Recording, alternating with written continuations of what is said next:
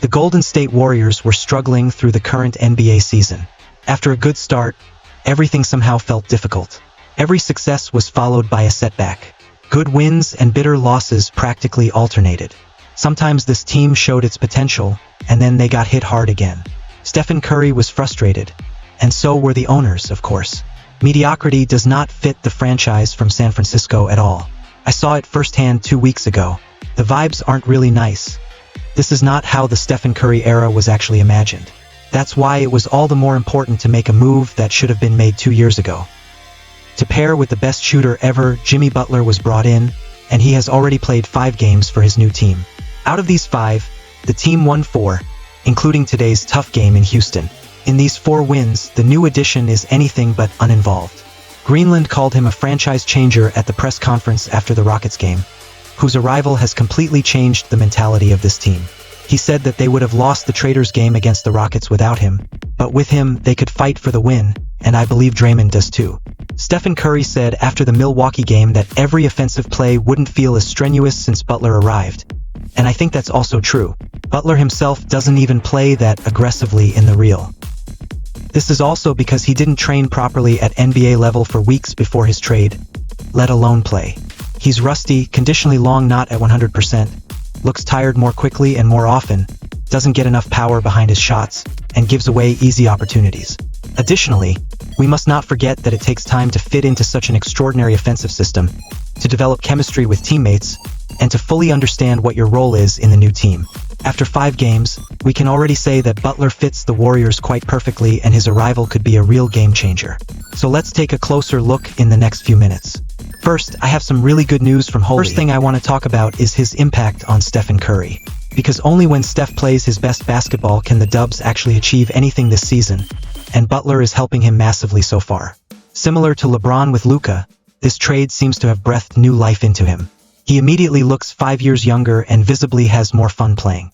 This can also be explained on the court. With Butler, he now has his best perimeter creator teammate since KD in 19 by his side, which naturally means a lot more relief for him, fewer tasks, less attention from the defense, and voila, monster performances one after another. Look at how much attention Butler attracts here after he cuts to the basket on Curry's back screen. You see, this opens up spaces for Curry and ensures that he doesn't have to create everything from scratch. There are already some very promising aspects of their 2-man games here, like the dribble handoff, where Curry starts from the corner and then gets a good look, also because Butler is a really underrated passer. Their pick and roll. I think Steph has rarely been left standing so alone in his entire career, but it could also be due to the Bulls' defense. They keep involving both of them in various off-ball actions. Certainly, Butler is not a flashy movement shooter, but when he does something, he still gets a lot of attention from the defense. Honestly, I'm quite impressed with how well they understand each other already. This stagger screen for Curry becomes a back screen from Butler, giving the point guard space again, then at the chore part. Jimmy can dribble and attack the defense, then kick it out, and Curry will eventually score. This is a day and night difference compared to the difficult, exhausting offense of the Warriors before the trade. And of course, it's not a one-way street. Tommy Butler has never played with a player who has such off-ball gravity. These were his first points for the DAB. Steph sets the pins for him. Butler cuts backdoor. Easy money. Here you can see what happens once Curry starts moving. All eyes are on him. This always leads to Butler getting completely free to the basket. This play here really impressed me. Against the Rockets, it looks like a Butler-Curry pick and roll. But surprisingly, Jimmy passes the ball to Green beforehand and gets a back screen from Steph. Unsurprisingly, both involved defenders instinctively follow the point guard, allowing Butler to make the crucial points without pressure. Kirk can run countless plays with his legs, or with the 3 of them so much basketball IQ and elite movement and passing skills, watch how they create an advantage that Buddy Hield can ultimately capitalize on.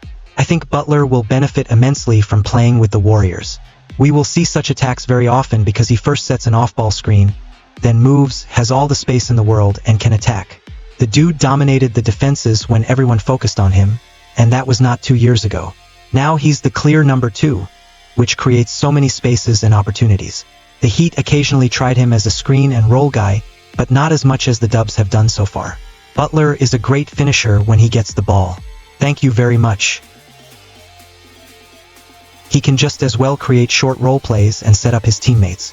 We've seen how much KD benefited from Curry, how much easier his life was back then compared to before or after, and it wouldn't shock me if Butler has a similar experience. He benefits from Steph and vice versa. Of course, the entire Dubs team benefits from this offensively, despite all the love for Wiggins, but that's a whole different dimension now. This general level of shot making, you can just pass the ball and space it out, for example in the post, whether Curry is on the bench or not. He goes to work and gets you a bucket. One of the many problems in recent years was that Golden State simply couldn't survive without Curry. Nobody could really develop their own effective shot. And now they've got a player who can still do that at the highest level. Moreover, in my eyes, Butler is also an underrated role player and playmaker for his teammates. They simply lacked someone who could pressure a defense off Steph's side, necessarily go into the rotation, and send help. Then players like Moody, Kuminga, Chimsky can expand on the advantages Butler creates or directly capitalize on them. Butler's arrival will also greatly ease the job of all these role players. Steve Kerr also criticized a few weeks ago that Dorias are old and unathletic, two things you actually don't want in your roster. Well, you didn't get younger through the Butler trade, but more athletic, stronger, more physical, and generally tougher. Then Bully Boy can play, hustle, he rebounds well, and when he plays with Draymond, the Dubs can't be shaken by the package and don't have to hide from anyone. They are better in transition, they set the tone more, they force their way of basketball on their opponents and not vice versa. Sure, it has only been 5 games so far too few to be certain, but the initial signs are very clear. It's clear that Butler fits wonderfully with Golden State and takes this team to another level. What can ultimately be achieved in the playoffs is another story. And whether the big contract was the best idea in the long term is another matter, but at least the team is giving themselves a chance this season, and Curry has simply made it happen. In my eyes, this is owed.